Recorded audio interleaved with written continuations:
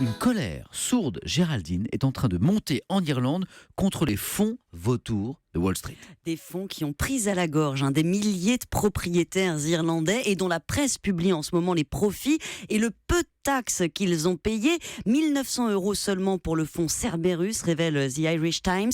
240 € pour la filiale irlandaise de Goldman Sachs qui a pourtant engrangé 44 millions de bénéfices. C'est à soulever le cœur, écrit un éditorialiste du Southern Star, car ces fonds vautours, Samuel, et c'est ce que découvre l'opinion, engraissent sur les erreurs passées de leurs élites. Juste après la crise, quand l'économie s'est effondrée, les banques d'investissement américaines et autres hedge funds ont fondu sur l'Europe, rachetant des milliers de créances immobilières douteuses. Ils ont acquis ces 4 dernières années pour 223 milliards d'euros de prêts en Europe. Et en Irlande, les autorités leur ont fait un pont d'or pour attirer justement cet argent frais, sauver leur économie. Elles leur ont offert d'incroyables avantages fiscaux. Aujourd'hui, ces fonds possèdent 90 000 prêts immobiliers en Irlande. La moitié sont des prêts à risque. Et aujourd'hui, Géraldine, ces banques, ces hedge funds engrangent les intérêts. Voilà, et sans payer d'impôts et avec des conséquences importantes pour les locataires qui se retrouvent acculés maintenant que le marché se redresse. Ces acteurs spéculent et des milliers d'Irlandais